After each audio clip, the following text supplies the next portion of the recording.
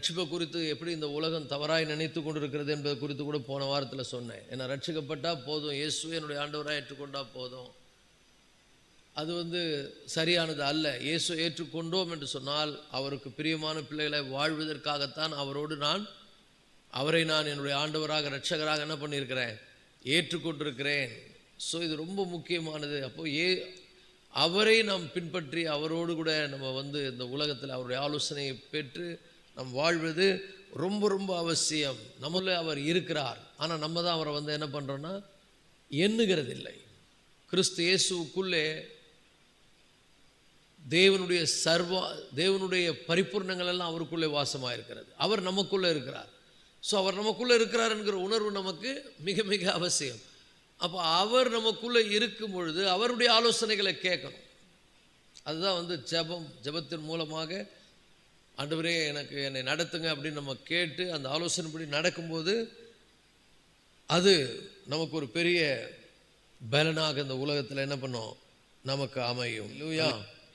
சரி, இன்னைக்கு மிக முக்கியமாக ரட்சிப்பு, அதை பற்றி பார்க்க போகிறோம்.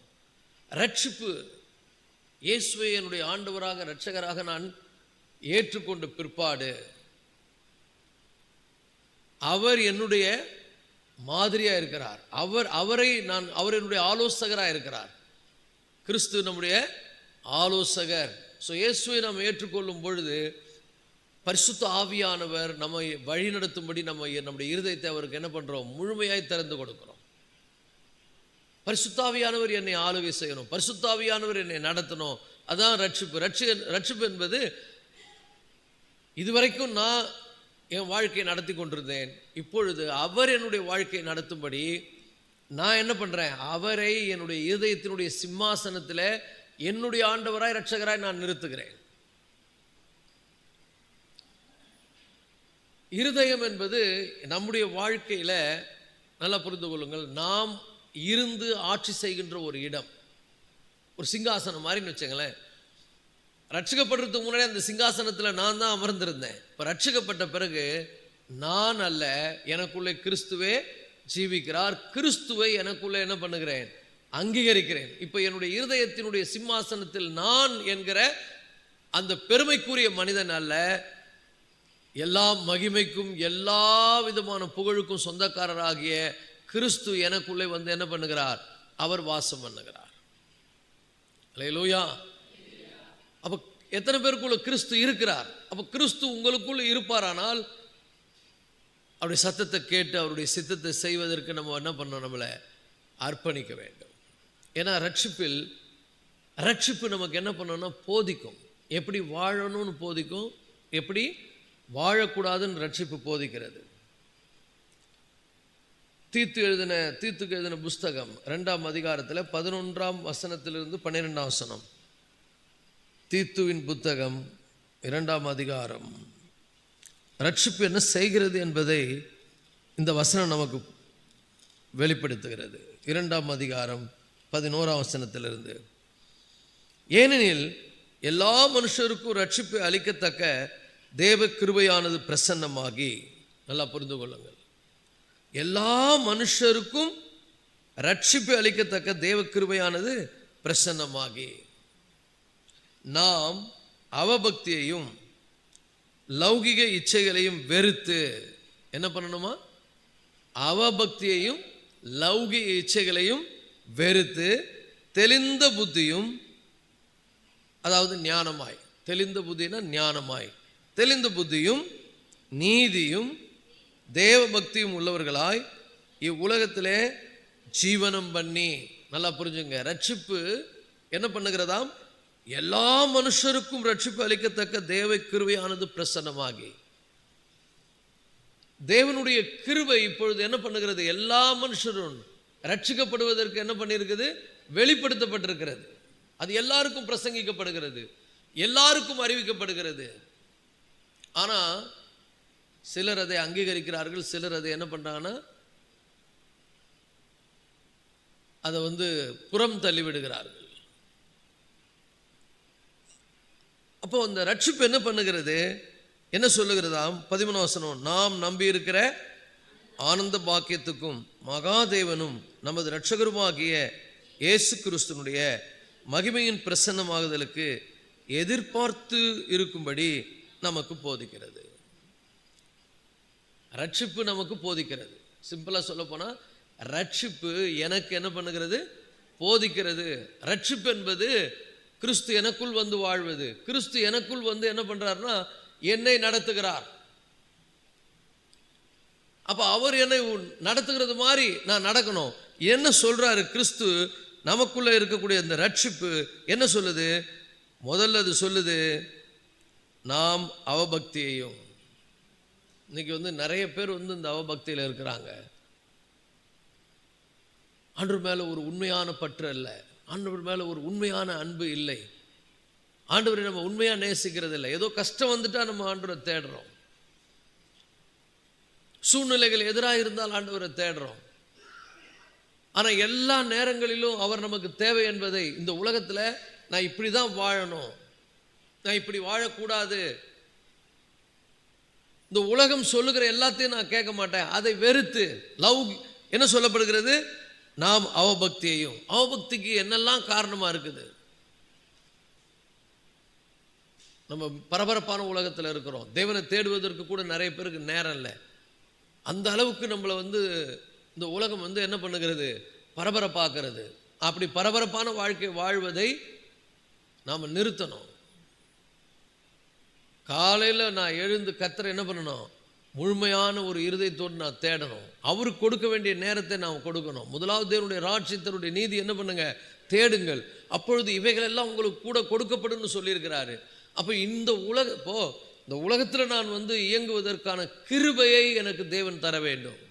ஏன்னா இங்கே நிறைய காரியங்கள், என் ஆத்மாவை பாதிக்கக்கூடிய காரியங்கள், என் ஆவிக்குரிய வாழ்க்கையை பாதிக்கக்கூடிய காரியங்கள் எனக்கு எதிராக என்ன பண்ணப்படுகிறது? பிசாசினால் நாம் வந்து தாக்கப்படக்கூடிய வாய்ப்புகள் இருக்கிறது. இதிலிருந்து நான் தப்பிக்கணும்னா தேவனுடைய கிருபை எனக்கு அவசியம். ஆண்டவரே, நான் என்ன செய்யணும், என்ன செய்யக்கூடாது, நான் நல்ல தீர்மானத்தோடு உறுதியான உமக்கு பிரியமான வாழ்க்கை வாழ்வதற்கு எனக்கு உதவி செய்யும். அப்போ அவபக்தியையும் லௌகிக இச்சைகளையும் வெறுக்கும்படி போதிக்கிறது. ரட்சிப்பு என்ன சொல்லுது? இதெல்லாம் வெறுத்துருன்னு, இதெல்லாம் வாரா உனக்கு. எத்தனை பேருக்கு அந்த உணர்வு வருது? இன்னைக்கு கூட நீங்கள் உட்காந்துருக்கும் போது சில விஷயம்லாம் உங்களை உணர்த்தும், உங்களுக்கு ஒரு வெறுப்பாக இருக்கும். ஐயோ, நான் இப்படி இருக்கக்கூடாது, நான் பக்தியற்றவனாக இருக்கக்கூடாது, நான் வந்து இந்த மாதிரி உலக பிரகாரமான சிந்தை உள்ளவனாக இருக்கக்கூடாது அப்படின்னு உணர்வு வருகிறதா? எத்தனை பேருக்கு வருது? அப்படின்னா அதுதான் நீங்கள் ரட்சிக்கப்பட்டு இருக்கிறீர்கள் என்பதற்கான ஆதாரம். ரட்சிப்பு என்ன பண்ணும்? லௌகிக இச்சைகளையும் நம்முடைய அவபக்தியையும் வெறுக்க சொல்லும். இந்த காலை வேளையில கர்த்தருடைய பிள்ளைகளை, நீங்க ரட்சிக்கப்பட்டிருக்கிறீங்களா இல்லையான்றத உங்களுக்குள்ள இந்த உணர்வுகள் கற்றுக் கொடுக்கும். ஐயோ, நான் செபிக்கலையே, நான் வேதத்தை வாசிக்கலையே, நான் ஆண்டவர்கிட்ட எங்கேயோ தூரமா போற மாதிரி இருக்குதே, ஆலயத்துக்கு சரியான நேரத்துக்கு போகணுமே, கர்த்தரை நான் தொழுது கொள்ளணுமே, நான் எப்பொழுதும் அவரோடு இணைந்து இருக்கணுமே. அப்போ போகும்போதும் வரும்போதும் ஒரு காரியத்தை செய்யும் போதும் அவருடைய உதவியை நாடுவது, அவரை நோக்கி பார்ப்பது, அதை விரும்பும். எது? ரட்சிப்பு. ரட்சிப்பு என்ன அழகா சொல்லப்பட்டுக்குது பாருங்க. ஏனென் ரட்சிப்பு அவபக்தியையும், விசுவாசத்தில் வளரணும், ஆண்டவரை அறிகிற அறிவில் விருத்தி அடையணும், ஆண்டவருக்கு பிரியமாய் வாழணும், ஆண்டவருக்கு உகந்த வாழ்க்கை வாழணும், அப்படி என்கிற ஒரு உணர்வை நமக்கு கொண்டு வருகிறது. எதெல்லாம் வந்து என்னுடைய ஆவிக்குரிய வாழ்க்கையில் என்னுடைய பக்தியை கெடுக்கிற காரியங்கள் இருக்கிறதோ அதையெல்லாம் வெறுக்கிறது. ரட்சிப்பு அவபக்தியையும் லௌகிக இச்சைகளையும். தீமையான எண்ணங்கள் வரும்போது, இல்லை இதை நான் தேவனுடைய பிள்ளை, நான் என்ன பண்ணக்கூடாது, இப்படி செய்யக்கூடாது, நான் இப்படி வாழக்கூடாது, உடனே நம்முடைய ஆவியானவர் நம்மை உணர்த்துகிறதை எத்தனை பேர் உணர்றீங்க? அப்போ அந்த உணர்வை அவர் தருகிறார். அந்த உணர்வை கொடுக்கும் பொழுது அதை அக்செப்ட் பண்ணணும், அதை ஏற்றுக்கொள்ளணும். அவர் சொல்வதற்கு நம்ம இணங்கணும். அவர் சொல்வதற்கு இணங்கி நம்ம வாழ என்ன பண்ணணும்? ஆரம்பிக்கணும். ஸோ முதல்ல என்ன சொல்லுது? அவபக்தியையும் லௌகிக இச்சைகளையும் வெறுக்க சொல்லுகிறது. அதுக்கு பிறகு தெளிந்த புத்தியும் நீதியும் தேவபக்தியும் உள்ளவர்களாய் இவ்வுலகத்திலே வாழ சொல்லுகிறது. எப்படி வாழணும் உலகத்தில்? சிலதை வெறுக்கணும், சிலதை உடையவர்களாக மாறணும். யாருக்கெல்லாம் உங்க வீட்டில் எப்போ பாரு நோய் வந்து கஷ்டப்படணும்னு விரும்புவீங்க? அதை விரும்ப மாட்டோம். எப்போ பாரு தரித்திரமும் கடினமான சூழ்நிலையும் விரும்ப மாட்டோம்.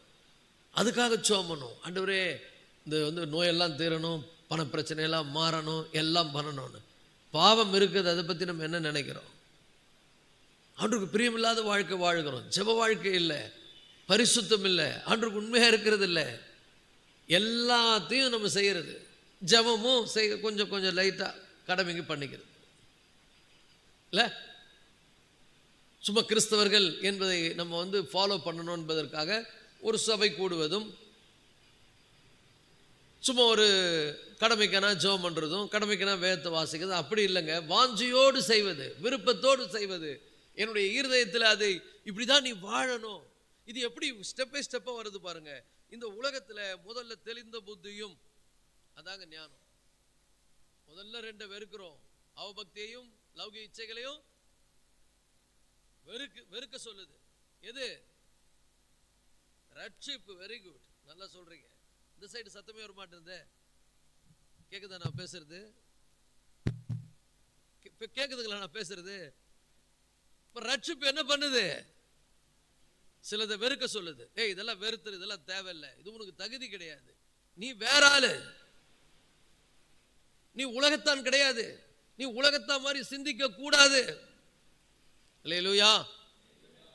அப்படின்ற ஒரு உணர்வை கொடுப்பது எது? எனக்கு போதிக்கிறதுன்னு சொல்லப்படுகிறது. It's teachers.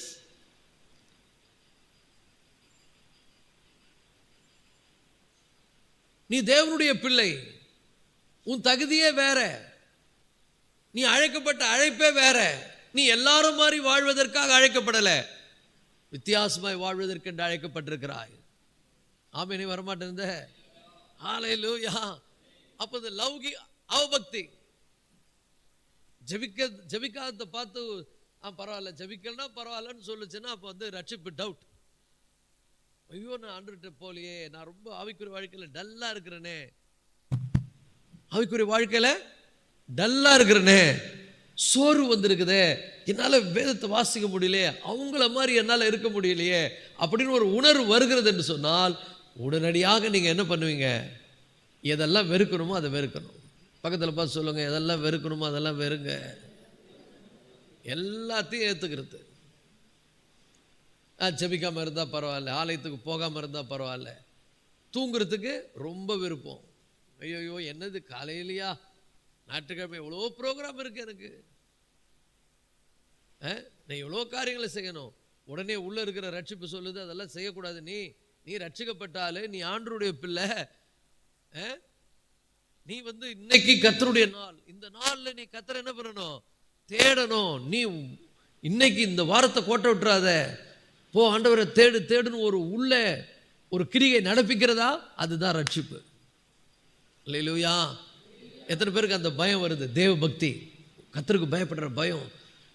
இந்த காரியத்தை ஜெபம் பண்ணாம செய்யாத, ஆண்டவர்கிட்ட கேட்டு செய்ய, உன் ஐடியாவில் போகாத அப்படின்னு உங்களுக்கு உணர்வை கொடுக்கிறதா, அதுதான் தேவ பக்தி.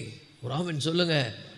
ரட்சிப்பு உங்களுக்குள்ள அதை உருவாக்குகிறது. ஐயோ என்ன இப்படி பேசுற, நீ உன் வாயை திறந்து இப்படி பேசக்கூடாது, நீ யாருடைய பிள்ளை, நீ ஆண்டுடைய பிள்ளையாச்சே, உள்ள போதிக்கிறதா, உணர்த்துகிறதா, அதுதான் ரட்சிப்பு.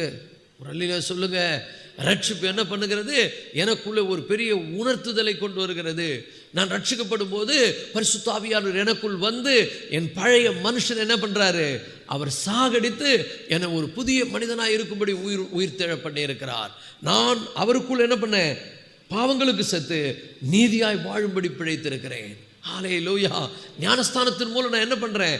பழைய மனுஷன் இயேசுவோடு என்ன பண்ணுகிறான்? அவன் மரிக்கிறான். புதிய மனிதனாய் வாழ்வதற்கு நான் என்ன பண்ணியிருக்கிறேன்? உயிரோடு எழுப்பப்பட்டிருக்கிறேன். அப்படி உயிரோடு எழுக்கப்பட்டிருக்கிறதுனால நீ அவபக்தியா இருக்கக்கூடாது, அன்று மேல பற்றா இருக்கணும். உள்ள உணர்வு உணர்த்துகிறது ரட்சிப்பு. சில விஷயங்கள்ல இந்த லௌகிக இச்சைகள், ரொம்ப நேரம் நீ படுத்து தூங்கிட்டு இருக்க. சில பேருக்கு தூக்கத்து மேல அவ்வளோ விருப்பம், இதான் லௌகிக இச்சை. தூங்குவது நல்லது. இரவெல்லாம் என்ன பண்ணுங்க, நல்லா தூங்குங்க 8 மணி நேரம். ஆனால் நம்ம என்ன பண்ணுறோம், இரவெல்லாம் சில பேர் பார்த்தீங்கன்னா செல்ஃபோன் இப்போ வந்து ரொம்ப தாக்கம். இது ஒரு டிசிப்ளினே இல்லாமல் வாழ்க்கையை மாற்றிடுச்சு. டிசிப்ளினே இல்லை. எப்போ சாப்பிடணும்னு தெரியல, எப்போ வந்து தூங்கணும்னு தெரியல, எப்போ என்ன செய்யணும்னு தெரியல. ஒழுக்கக்கேடான காரியங்களை இன்னைக்கு இந்த செல்ஃபோன் என்னைக்கு வந்து அன்னைக்கு வந்து உலகத்தில் ஒரு பெரிய ஒரு தலைக்கீழான மாற்றம் வந்துருச்சு. ஜனங்கள்லாம் 1 மணி வரைக்கும் பார்க்குறாங்கன்றாங்க. சில பேர்லாம் சொல்கிறாங்க 1 மணி வரைக்கும் இந்த செல்ஃபோனே என்ன பண்ணுறாங்க, பார்க்குறாங்க. 1 மணிக்கு மேலே சாப்பிட்றாங்க, பிறகு தூங்குறாங்க. அவங்க உடம்புக்கு என்ன ஆகுறதுன்னு சொல்கிறாங்க. நல்லா புரிஞ்சுங்க கர்த்தருடைய பிள்ளைகளே. ஆண்டவர் நம்மை ரட்சித்த நம்முடைய ஆவியானவர், ஒரு அல்லேலூயா சொல்லுவோமா, நமக்கு ஒரு உணர்வுள்ள ஒரு ரட்சிப்பை கொடுத்திருக்கிறார். ரட்சிப்பு என்ன பண்ணுது, என்னை உணர்த்துகிறது. ஏய், தெய்வ பக்தியாக இருக்கணும், நீ சபைக்கு சீக்கிரம் போ. காலையில் எழுந்த உடனே அந்த ரட்சிப்பு சொல்லுது, ஆண்டவரை தேடு, வேத்து வாசி. 2 மாம்சம் என்ன சொல்லுது, தூங்கு, செல்போன் பாரு, சீரியல் பாரு, ஏதாவது தேவையில்லாத காரியங்களை பேசு. உங்களை சுயத்தை என்ன பண்ணுது, சுயத்தை வந்து எழுப்பி விட்டு. கர்த்தருடைய பிள்ளைகளே, அல்லேலூயா. ரட்சிப்பு உங்களை என்ன பண்ணுதா, உங்களுக்கு போதிக்கிறது, உங்களை உணர்த்துகிறது. சிலதெல்லாம் வெறுக்கணும். ஏசப்பா பிள்ளைங்க சிலதெல்லாம் வெறுக்கணும். 2 விஷயம், அவபக்தி நமக்கு வந்து இருக்கவே கூடாது. நாம் தேவ பக்தி உள்ளவர்களாய் வாழணும். எல்லா காரியங்களிலும் உலக மனிதர்கள் போகிற பாதையில் போகக்கூடாது. நான் தனித்துவமாக இருக்கணும். நான் ஆண்டவருடைய ஆலோசனைப்படி தான் நடக்கணும். எதை வெறுக்க சொல்கிறாரோ அதை வெறுக்கணும், எதை விட சொல்கிறாரோ அதை விடணும். ஸோ ரட்சிப்பு என்ன சொல்லுது, அது தேவ கிருபையை பிரசன்னமாக்குது, எனக்குள்ள உணர்வை கொண்டு வருகிறது. அவபக்தியை வெறுக்க சொல்லுது.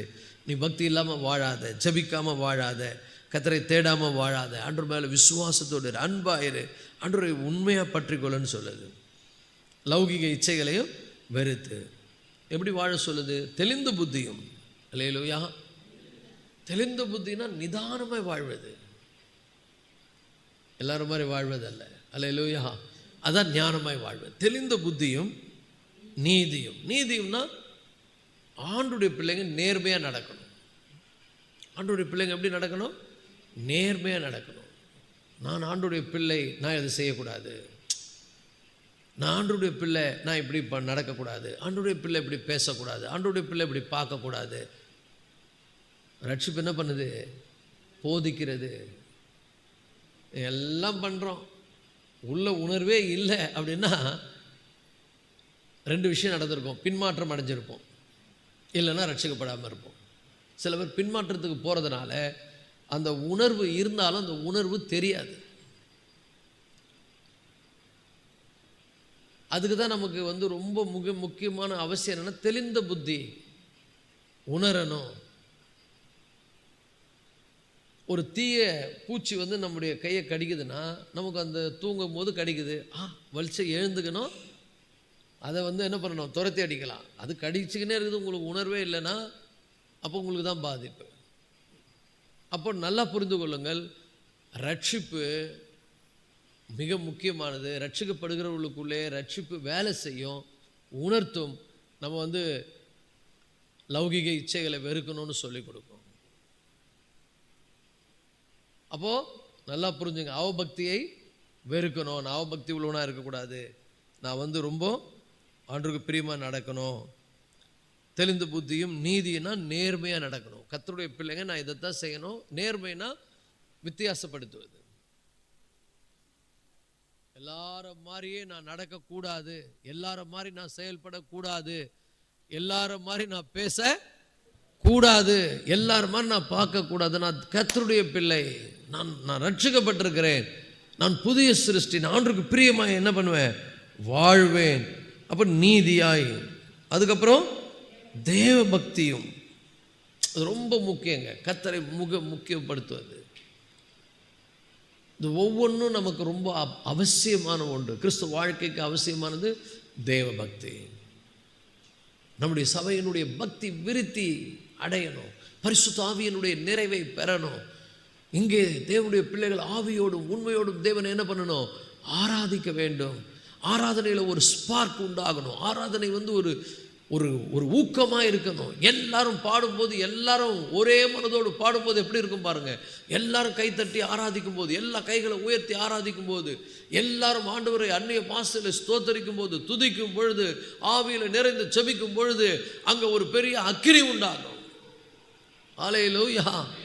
ஸோ தேவபக்தியாய் வாழ்வது, ஆலயத்துக்கு முதல்ல வருவது, நல்லா வொர்ஷிப் பண்ணுவது, நல்ல ஆண்டவரை துதிப்பது, இது ரொம்ப ரொம்ப அவசியம். இதையெல்லாம் நம்ம இப்படிலாம் இருக்கணும். கர்த்தரை துதிக்கும்படி சொல்லிக் கொடுக்குது, நீதியாக வாழும்படி சொல்லிக் கொடுக்குது, தெளிந்த புத்தி உள்ளவர்களாக நடந்துங்க அப்படின்னு உணர்த்துது, ரட்சிப்பு, இவ்வளவு காரியங்களை என்னுடைய இருதயத்தில் என்ன பண்ணுகிறது? அது செய்கிறது. ஒரு ஆமென் சொல்லுங்க. அப்போ நல்லா புரிஞ்சுங்க, நம்ம பரிசுத்த ஆவியானவர் ஊக்கப்படுத்திக்கிட்டே இருப்பார். என்னைக்கு நீங்கள் ரட்சிக்கப்பட்டீங்களோ, என்னைக்கு இயேசுவை ஏற்றுக்கொண்டீங்களோ, அன்னைக்கே பரிசுத்த ஆவியானவர் உங்களை என்ன பண்ணுவார்? ஊக்கப்படுத்தி கொண்டே இருப்பார். நீ நீதியாக வாழணும், உனக்கு ஜெபம் தேவை, நீ கர்த்தரை தேடணும், நீ வேதம் வாசிக்கணும், நீ ஆவியில் நிறைந்து ஜெபிக்கணும், நீ கிருபை பெற்றவளாக இருக்கணும், உன்னை பார்க்குறவங்க ஆச்சரியப்படணும் அப்படின்னு ஆவியானவர் உங்களுக்குள்ள என்ன பண்ணுவாராம்? ஒரு ஊக்கப்படுத்தி கொண்டே இருப்பார். இதை செய், இதை செய் என்று. ஆவியானவர் சொல்லும்போது அதுக்கு கீழ்ப்படிந்து அதன்படி நம்ம என்ன பண்ணணும்? வாழ வேண்டும். ஒரு ஆமென் சொல்லுவோமா? அப்போ இந்த உலகத்தில் ஞானமுள்ள ஒரு நேர்மையான வாழ்க்கை வாழ்வதற்கு அஸ்திவாரமாக இருப்பது எதுன்னு சொன்ன ரட்சிப்பு. அல்லேலூயா. அப்போ ரட்சிப்பு இல்லாமல் ஞானம் உள்ள ஒரு நேர்மையான நீதியான வாழ்க்கையை ஒருவராலும் வாழ முடியாது. அப்படின்னா ரட்சிப்பு எவ்வளோ முக்கியம் பாருங்க. சில பேர் ரட்சிக்கப்பட்டுகிறவர்களே தடுமாறுகிறார்கள். அந்த அளவுக்கு போராட்டம் இந்த உலகத்தில் அதிகமாக இருக்கிறது. சூழ்நிலையின் காரணமாக மாம்சத்தில் செயல்பட்டு பிறகு அவங்க உணர்வு அடைந்து நிறைய தப்பாகி அப்புறம் ஆண்டவர்கிட்ட இது ஆண்டவர் தான் சரி பண்ண முடியும் அப்படின்னு சொல்லி நம்மளை என்ன பண்ணுகிறது? நமக்கு உணர்த்துகிறது. ஒரு ஆமென் சொல்லுவோமா? ஹல்லேலூயா. ஸோ உலக இச்சைகளை வெறுக்கணும். அது ரொம்ப முக்கியம். கர்த்தருடைய பிள்ளைகளாக நம்ம எதெல்லாம் வெறுக்கணுமோ, ஆண்டவரை பற்றுவதில் விருப்பம் இருக்கணும், ஜெபம் பண்ணுறதுல விருப்பம் இருக்கணும், ஆண்டவரை தேடுவதில் விருப்பம் இருக்கணும், ஆண்டவரை துதிப்பதில் விருப்பம் இருக்கணும், ஒரு முழு மனதோடு கர்த்தரை தொழுது கொள்ளணும். இதுக்கு எதிராக இருக்கிற எல்லா காரியத்தையும் வெறுக்கணும். ஒரு ஆமென் சொல்லுங்க. ஆனால் நம்ம என்ன பண்ணுறோம்? ஜெபத்தை வெறுக்கும்படியாகவும் செல்போனை நேசிக்கிறவர்களாகவும் மாறிவிட்டோம். கொஞ்சம் நேரம் அதிகமாக போச்சுன்னா போதும், ஜனங்க முகமெல்லாம் சுருக்கும். சுருக்கமாக பண்ணுங்க. சில சபைகள்லாம் இப்போ நான் பேசுகிற மாதிரிலாம் 1 ஹவர்லாம் பேச மாட்டாங்க, 10 நிமிஷம் தான் பேசணும். அதுக்கு மேலே கொஞ்சம் பேசிட்டாங்கன்னா பாஸ்டரை இறக்கிடுவாங்க. அதே மாதிரி சில பேர்லாம் ஜெபம்லாம் சுருக்கமாக பண்ணணும். கர்த்தருடைய காரியம்லாம் சுருக்கமாக இருக்கணும். மற்றதெல்லாம் பார்த்திங்கன்னா விசாலமாக இருக்கணும். சும்மா கடமைக்கு ஏதோ ஆண்டு இந்த பூஜை போட்டு ஆரம்பி, மற்ற வேலையை ஆரம்பின்ற மாதிரி ஆகிடும். சும்மா ஒப்புக்குன்னா ஒரு இறை நம்பிக்கையை வெளிப்படுத்திட்டு அதுக்கப்புறம் பண்ணுறதெல்லாம் நம்ம வேலை. அப்படி வாழக்கூடாது, அப்படிலாம் செய்யக்கூடாது. ஒரு ஆமென் சொல்லுங்கள். கர்த்தருடைய பிள்ளைங்க வாழ்க்கை முழுவதும் நீதியாகவும் நேர்மையாகவும் தெளிந்த புத்தி உள்ளவர்களாயும், அல்லேலூயா, இச்சைகள் எல்லாம் வெறுத்து வாழ நம்ம என்ன பண்ணோம்? ஒரு உறுதி பூண்டு கொள்ள வேண்டும், ஒரு தீர்மானம் எடுக்கணும். ஆவியானவர் நம்மளை உணர்த்துறாரு, நம்ம என்ன பண்ணணும்? ஒரு தீர்மானம் எடுக்க வேண்டும். ஒரு ஆமென் சொல்லுங்க. அல்லேலூயா. அதுக்கப்புறம் பார்த்தீங்கன்னா பரிசுத்த ஆவியானவர் உங்களை உணர்த்தி கொண்டே இருக்கிற அதே வேளையில் நீங்கள் சோர்ந்து போயிருந்தாலும் உங்களை சோர்ந்து போக விடாதபடி பரிசுத்த ஆவியானவர் உங்களை பலப்படுத்துகிறவராக இருக்கிறார். அல்லேலூயா. அதாவது நல்லா புரிஞ்சுங்க, நம்ம இந்த 2 காரியங்களை நாம் நினைவில் கொண்டு பொறுப்புணர்வோடு நடந்து கொள்ளணும். ஸோ ரட்சிக்கப்படும் போது நம்ம என்ன பண்ணுறோம்? இயேசு ஆண்டவராக நம்ம ஏற்றுக்கொள்கிறோம், அவருடைய பிள்ளையாக மாறுறோம். அதோடு நின்று விடக்கூடாது. ஏன்னா உங்களை நடத்துறதுக்கு தான் ரட்சிப்பு ஆண்டவர் நமக்கு என்ன பண்ணியிருக்காரு? கொடுத்திருக்கிறார். பிலிப்பியர் 1:5 யாராவது வாசிங்க.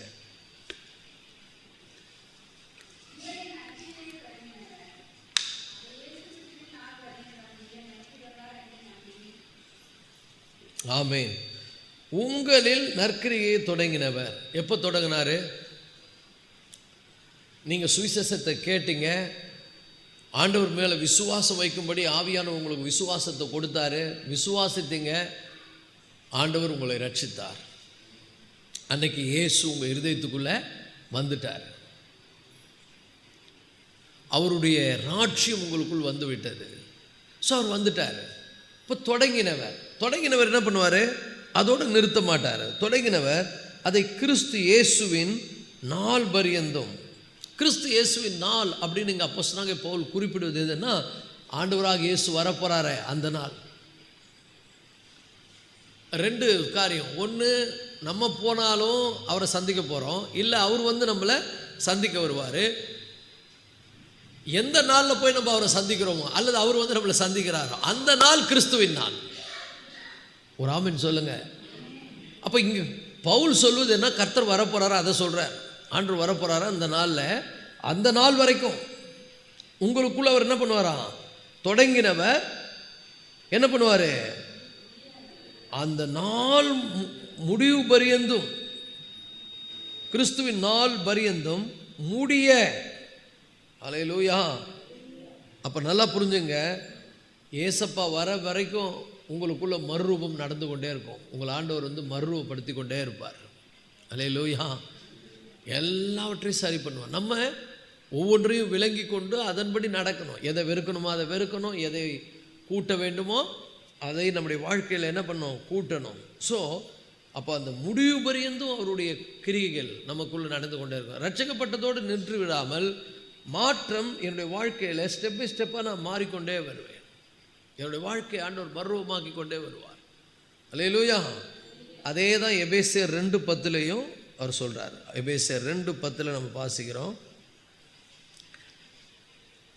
ஏனெனில் நற்கிரிகைகளை செய்கிறதற்கு நாம் கிறிஸ்து இயேசுக்குள் சிருஷ்டிக்கப்பட்டு தேவனுடைய செய்கையாக இருக்கிறோம். அவைகளில் நாம் நடக்கும்படி அவர் முன்னதாக அவைகளை ஆயத்தம் பண்ணி இருக்கிறார். நல்லா புரிஞ்சுங்க, எதுக்காக நம்ம ரட்சிக்கப்பட்டோன்னு சொல்கிறார் அப்போஸ்தலனாகிய பவுல். ஏனெனில் நற்கிரிகைகளை செய்கிறதற்கு. ஒரு ஆமென் சொல்லுவோமா? நற்கிரிகைகளை நல்லவர்களாய் வாழும்படி தேவன் நம்ம என்ன பண்ணியிருக்கிறாரு? அழைத்திருக்கிறார். எப்படி வேணா வாழலான்ற உலகத்தில் இருந்து, இல்லை நான் சொல்கிறபடி நீ வாழ்ந்து உலகத்துக்கு காமி, இதுதான்டா வாழ்க்கை, இது வாழ்க்கை இல்லைன்னு காமின்னு ஆண்டவர் நம்மளை என்ன பண்ணியிருக்காரு? நம்மை அழைத்திருக்கிறார்.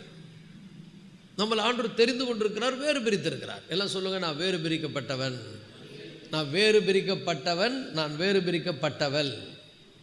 அப்போ எதுக்காக அவர் நம்மளை அழைத்திருக்கிறார்னா, எல்லாரும் மாதிரி வாழாதுன்னு சொல்றதுக்காக அழைத்திருக்கிறார். அப்போ எல்லாரும் மாதிரி நான் பண்ணேன்னா, நான் அழைக்கப்பட்ட அழைப்புக்கு நான் பாத்திரமா என்ன பண்ணலை? நடக்கலை. ஏன்னா எபேசியர் 4:1 தான் சொல்கிறார், நீங்கள் அழைக்கப்பட்ட அழைப்புக்கு பாத்திரமாய் நடந்து கொள்ளுங்கள். அப்போ நான் எதுக்காக அழைக்கப்பட்டிருக்கிறேன்? எல்லாரும் மாதிரி வாழ்வதற்காக அல்ல, வித்தியாசமாக வாழ்வதற்கு. நம்ம மனசு என்ன சொல்லணும்? எல்லாரும் மாதிரி தான் வாழணும்னு சொல்லும். எல்லாரும் இப்படி இருக்கிறாங்க, நீ ஏன் வித்தியாசமாகிற? ஆண்டு சொல்ற, நீ வித்தியாசமாக வாழ்ந்து பார். அல்லேலூயா.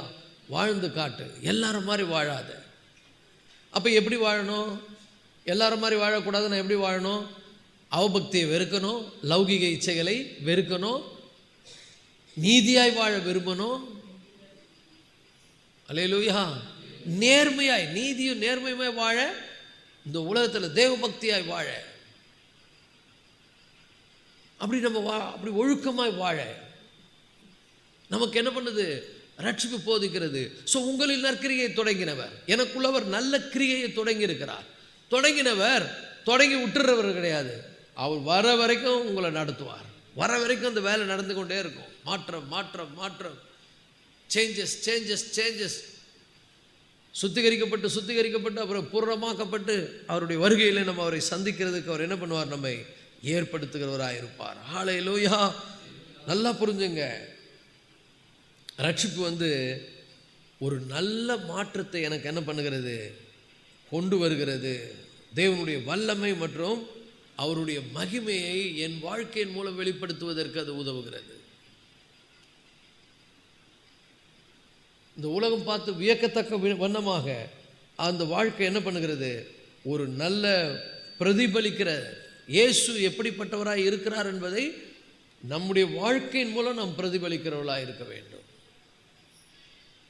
இயேசு நல்லவர்னு சொல்லிட்டு நான் கெட்டதெல்லாம் செய்துன்னு இருந்தேன்னா அப்போ இயேசுப்பா பேரை கெடுக்கிற மாதிரி ஆகிடும். அல்லேலூயா. இயேசு நல்லவர்னா நானும் அவர் நல்லவராக இருக்கிறார் அப்படின்றதை வெளிப்படுத்துகிற விதமாக நீதியும் நேர்மையுமாய் தேவபக்தியுமாய் பரிசுத்தமாய் இந்த உலகத்தில் ஜீவனம் பண்ணும்படி அவர் எனக்குள்ள என்ன பண்ணுகிறார்? தொடங்கி இருக்கிறார். வேலையை தொடர்ந்து செய்து கொண்டு வருகிறார். இந்த 2025 இந்த நாள் வரைக்கும் அவர் செய்து கொண்டு வருகிறார். இனியும் அவர் என்ன பண்ணுவார்? என்ன மாற்றுவார். நான் நிறைய மாறிக்கொண்டே போவேன். அவரை போலவே என்ன பண்ணுவேன்? மாறுவேன். அல்லேலூயா. அது மிக மிக முக்கியமானது. அப்போ இதில் இதை எப்படி நான் சாத்தியப்படுத்துவது? கேட்குறதுக்கு நம்ம கடினமாக இருக்குது. எல்லாரும் மாதிரி வாழக்கூடாதுன்னா இல்லையே, நான் போராடி கொண்டு இருக்கிறேன். சில நேரங்களில் நான் எல்லாரும் மாதிரி தான் பண்ணிடுறேன், எல்லாரும் மாதிரி தான் நடந்துடுறேன். ஆனால் நான் ரட்சிக்கப்பட்டிருக்கிறேன், இயேசு என்னுடைய ஆண்டவராக இருக்கிறார். எனக்குள்ள அந்த உணர்வு வருது. இதெல்லாம் வெறுக்க சொல்லுது, இதையெல்லாம் கூட்ட சொல்லுது. ஆனாலும் கூட நான் என்ன பண்ணுறேன்? தடுமாற்றம் அடைந்து விழுந்து விடுகிறேன். தடுமாற்றம் அடைந்து சில நேரங்களில் சோர்ந்து போகிறேன்.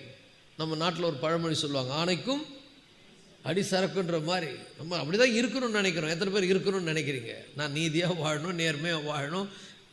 எனக்குள்ளே அந்த உணர்வு வருது. ஏன்னா ரட்சிப்பு என்னை போதிக்கிறது வருது தான்.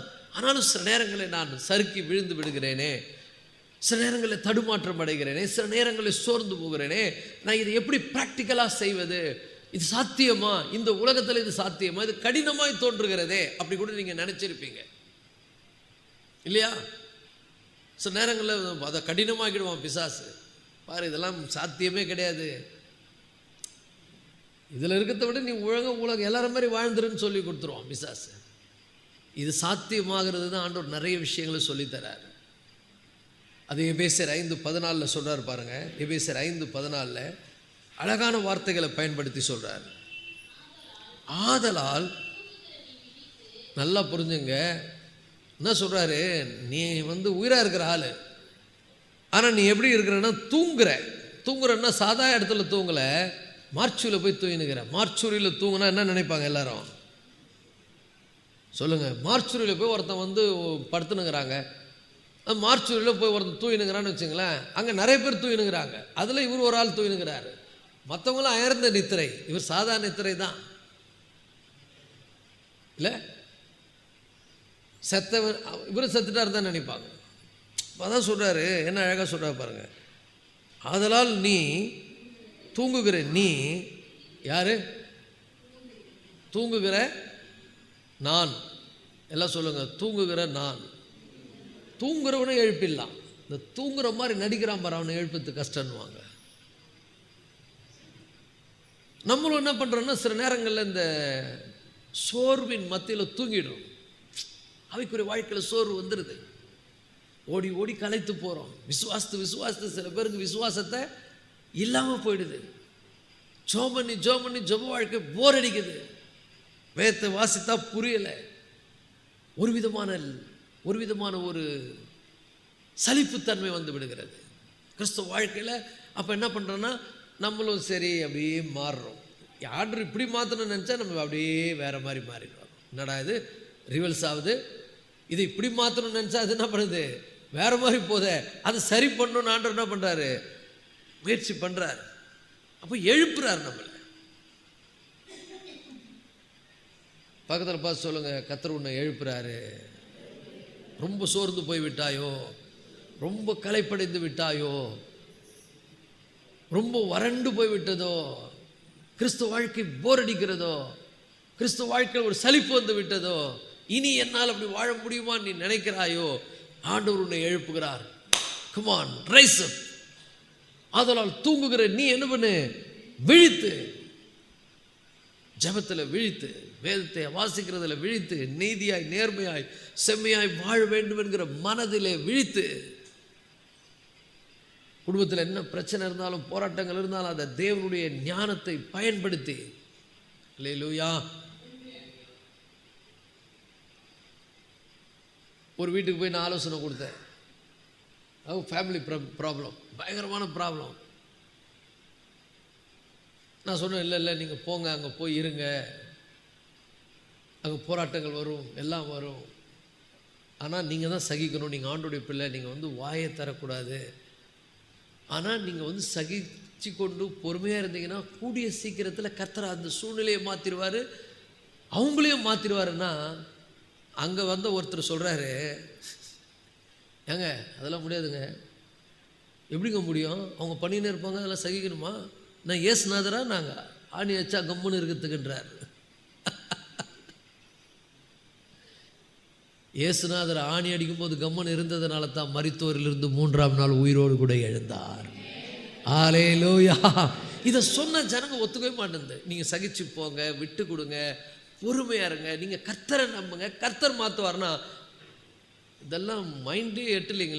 நீங்கள் இருப்பீங்களாங்கன்னு வாங்க. ஒருத்தர் சொல்லும் போது நான் ஷாக் ஆகிட்டு நான் சொன்னேன், இல்லைங்க இருந்து பாருங்கள், கண்டிப்பாக மாற்றுவார், பொறுமையாக இருந்து பாருங்கள். கஷ்டம்தான், மாம்சத்தில் அதை செய்வது சாத்தியமற்றது தான். ஆனால் சகித்து பாருங்கள், பொறுமையாக இருந்து பாருங்கள். கர்த்தர் நிமித்தம் நான் ஆண்டவரை நம்புகிறேன், இந்த சூழ்நிலையை தேவன் மாற்றுவார், எனக்கு எதிராக இருக்கிறவர்களை தேவன் மாற்றுவார். நல்லது சொன்னாலே விளங்க மாட்டேன்னு மனசுக்கு சொல்கிறோம். நான் சொல்கிறத சொல்லக்கூடியவங்க கேட்டாலும் அவங்களுக்கு புரிய மாதிரி வந்தாலும் இடையில யாராவது பூந்து என்ன சொல்கிறாங்க, கம்முன்னு இருங்க, ஏசுநாதரா நாங்கள் ஆணி வச்சா கம்முன்னு இருக்கிறதுக்குன்னா அவங்க ரட்சிக்கப்படாத இந்த வார்த்தையை சொல்கிறாரு. ரட்சிக்கப்பட்டவராக இருந்தால் அவருக்கு தெரியும், ரட்சிக்கப்பட்டவங்களுக்கு தெரியும் நம்ம சொல்கிற ஃபார்முலா தான் கரெக்டு, நம்ம சகிக்கணும், அவனுடைய பிள்ளைங்க பொறுமையாக இருக்கணும், நம்ம விட்டு கொடுக்கணும் அப்படின்றத. அதனால தான் சொல்கிறாரு, இந்த மாதிரி நீ தூங்குற, எங்கே தூயின்னு இருக்கிற கேளுங்க, எங்கே தூயின்னு இருக்கிற? சவகிடங்களை தூங்கி கொண்டு இருக்கிற. நிறைய கிறிஸ்தவங்க இந்த என்ன சொல்லுவாங்க, பிண அறை, உயிரிழந்தோர் இல்லம், உயிரிழந்தோர் இல்லம், அங்கே படுத்துனுங்கிறாங்க எல்லாரும். அங்கே நிறைய ஏற்கனவே படுத்துனுங்குது. செத்த வாழ்க்கை வாழ்ந்து கொண்டிருக்கிறார்கள், உலக பிரகாரமாக வாழ்கிறார்கள். தேவபக்தி இல்லை, நீதியான ஒரு வாழ்க்கை அல்ல, மனசெல்லாம் கெடுத்து செத்த மாதிரி இருக்கிறீங்க. ஆனால் உங்களுக்குள்ள ஒரு ஜீவன், ஒரு புதிய ஜீவன் இருக்கிறது, ரட்சிப்பு இருக்கிறது. தேவன் தம்முடைய ஜீவனை உங்களுக்குள் வைத்திருக்கிறார். அதனால தான் சொல்கிறாரு, நீ அவங்க கிடையாது. பக்கத்தில் பார்த்து சொல்லுங்க, உங்கள் வீட்டு பக்கத்தெல்லாம் இருக்காங்களே அவங்க கிடையாது, நீங்கள். அல்லேலூயா. நீங்கள் தேவனுடைய பிள்ளைகள். நீங்கள் ப்ராக்டிஸ் பண்ணி பாருங்கள். இது ஒரு ஒரு ஒரு அற்புதமான ஒரு காரியம். நீங்கள் பொறுமையாக இருந்து பாருங்கள், சகித்து பாருங்கள், நன்மை செய்து பாருங்கள். சொன்னாக்கா எல்லாரும் நாங்கள் ஏசுநாதர் கிடையாதுன்றாங்க. ஆனால் ஆண்டு சொல்கிறாரு, நீ என்ன மாதிரி வாழுன்றாரு. அல்லேலூயா. ரட்சிப்பு என்ன சொல்லுது? உலக மனசு சொல்கிறான் ஏசுநாதர் கிடையாது. ஆனால் நாம் சொல்லணும், இனி நான் அல்ல, இயேசு கிறிஸ்துவே எனக்குள்ளாய் ஜீவிக்கிறார். அல்லேலூயா. அற்புதமானதுங்க இது. தேவன் அற்புதமாக நமக்கு கற்றுக் கொடுக்கிறார். அங்கே நம்ம சுயம் சாகும், நான் சாவேன், என் பெருமை ஒழிந்து போகும். தேவன் அங்கே கிரியை செய்கிறத பார்ப்பீங்க. தேவன் அங்கே ஒரு பெரிய மாற்றத்தை கொண்டு வர. உங்கள் ஃபேமிலியில் ஏதாவது ப்ராப்ளம் வந்தால் தேவன் ஞானத்தோடு செயல்படுங்கள், தெளிந்த புத்தி உள்ளவர்களாய் செயல்படுங்கள். இந்த காரியம் சத்ருவால் என்ன பண்ணப்பட்டிருக்கிறது, ஏற்படுத்தப்பட்டிருக்கிறது. இதை எப்படி நான் கையாள போகிறேன்? தெளிந்த புத்தியோடு. எப்படி? அவங்க என்ன பண்ணாலும் நான் ஆண்டவரை துதிக்க போகிறேன், நான் நல்லது தான் பண்ணுவேன். அவங்க என்ன பண்ணுறேன், நான் நல்லது தான் பண்ணுவேன், நான் நல்லதே நினைப்பேன். சொல்லுங்க, நல்லதே செய்வேன். ஆனால் பார்த்தீங்கன்னா கொஞ்சம் எக்ஸ்ட்ரீமாக போகும். நீங்கள் நல்லது நினைக்க உங்களுக்கு கெட்டதாக நடக்கும். நீங்கள் நல்லது செய்ய உங்களுக்கு கெட்டதாக தான் செய்வாங்க. ஆனால் ஒரு முடிவு இருக்குது பாருங்கள், அந்த முடிவில் தேவன் மகிமைப்படும் விதமாய் காரியங்களை மாற்றி அமைப்பார் கர்த்தர். அல்லேலூயா. உங்களால் செய்ய முடியாதுங்க, அவர் செய்வாருங்க. ஆளையே மாற்றிடுவார். அவங்களே உணர்வடைந்து அவங்களே ரட்சிக்கப்பட்டு உங்கள் கூட ஆண்டவர் இருக்கிறாருன்றதை நான் அறிந்து கொண்டேன்னு ஒரு நாள் சாட்சி சொல்லுவாங்க. அப்போ நம்ம தேவனுடைய பிள்ளைங்க எப்படி நான் வாழணும்னா, தூங்குகிற நீ, அதனால தான் எப்படி ப்ராக்டிக்கல் லைஃப் இது எப்படி சொல்கிறாரு பாருங்கள். ஆவிக்குரிய வாழ்க்கையில் சோர்ந்து போகாத, தளர்ந்து போகாத, அப்படியே டயர்டாகி ஆவிக்குரிய வாழ்க்கையில் தூங்கிடாத, செத்தவனாக மாறிடாத. நீ செத்தவனாக இருக்கிற நீ என்ன பண்ணு, விழித்து மரித்தோரை விட்டு எழுந்துருன்றார். நான் இப்போ நான் முட்டாள்தனமாக வாழ போகிறதில்ல, தெளிந்த புத்தியோடு வாழ போகிறேன், ஏசப்பா பிள்ளையே வாழ போகிறேன். நான் பெருமை, எனக்குள்ளே அந்த அகங்காரம், அந்த எல்லாத்தையும் தூக்கி போட போகிறேன். நான் தாழ்மையாக போகிறேன், நான் நல்லது தான் செய்ய போகிறேன். பிசாசு சொல்லுவான், அப்படிலாம் செய்யாத. ஒன்று கேட்டால் நீ நறுக்குன்னு 4 வார்த்தை கேளுன்னுவான், நீ கேட்கக்கூடாது. பக்கத்தில் பார்த்து சொல்லுவாங்க, நறுக்குன்னு 4 வார்த்தை கேளுன்னு. உன் சுயத்தில் ஒரு உணர்வு வரும் பொழுது ரட்சிப்பு சொல்லும், நீ ரட்சிக்கப்பட்டாலும் இதை செய்யவே கூடாதுன்னு சொல்லும். நீ நல்லது தான் நினைக்கணும், நீ நல்லது தானே பண்ணணும், பேசணும்னு போது அங்கே தான் விழிப்பு வருது நமக்கு. நான் கர்த்தருடைய பிள்ளை, நான் அப்படி செய்யக்கூடாது. இல்லை, அந்த மாதிரி யாருன்னா விழிச்சிருக்கிறீங்களா? நான் நிறைய முறை விழிச்சிருக்கிறேன். உடனே மாம்சம் சொல்ல இப்படி பண்ண அப்படின்னும், உடனே ஆவியானவர் சொல்லுவார், இல்லை நீ யார், நீ என் பிள்ளை, நீ அப்படி செய்யலாமான்னுவார். தேங்க்யூ லார்ட், நன்றி ஆண்டவரே, நான் விழித்து கொள்ளுகிறேன். அல்லேலூயா. விழித்த உடனே என்ன ஆகுனா, கிறிஸ்து தம்முடைய வெளிச்சத்தை உங்கள் மேலே அனுப்புவாராம். பாருங்க என்ன அழகாக சொல்கிறார் பாருங்க. அப்படி விழித்து கொள்ளும் போது மரித்தோரை விட்டு எழுந்துரு, அப்பொழுது கிறிஸ்து உன்னை பிரகாசிப்பார் என்று சொல்லி இருக்கிறார். கிறிஸ்து என்ன பண்ணுவார்னா, அங்கே தம்முடைய மகிமை வெளிப்படுத்துவார். பக்கத்தில் பார்த்து கேளுங்க, உன் மகிமை வெளிப்படணுமா, கிறிஸ்துவனுடைய மகிமை வெளிப்படணுமா? கிறிஸ்துவனுடைய மகிமை வெளிப்படணும்னா வெறுக்க வேண்டியதை வெறுத்துரு, கூட்ட வேண்டியதை கூட்டு, எதெல்லாம் எடுக்கணுமோ அதை எடுத்துடணும்.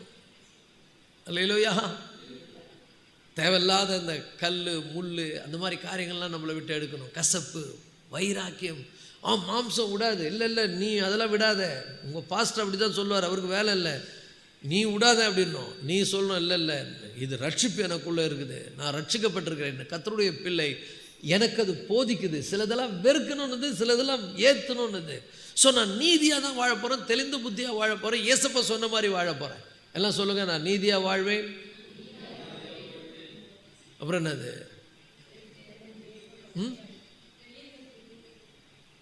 செம்மையாய் வாழ்வேன், தெளிந்த புத்தியோடு வாழ்வேன். அல்லேலூயா. அப்புறம் என்னது? நேர்மையாக நடப்பேன். சொல்லுங்க, நேர்மையாக நடப்பேன். நேர்மைன்னா என்னன்னு சில பேர் கேட்குறாங்க. அதுதான், நீ செத்து போயிருக்கிற, எழுந்துரு. நீ எங்கே தூயிருக்கிற, எழுந்துரு, விழித்துக்கொள். உன் மாம்சம் சொல்லுவதெல்லாம் செய்யாத, உன் மனசின்படி வாழாத. மனசு நிறைய சொல்லுவோம். இப்போ கூட உட்காந்துன்னு விட்டுறாதன்னு சொல்லுவோம். இல்லை நான் விட்டு தான் ஆகணும், அதை நீங்கள் சொல்லணும்.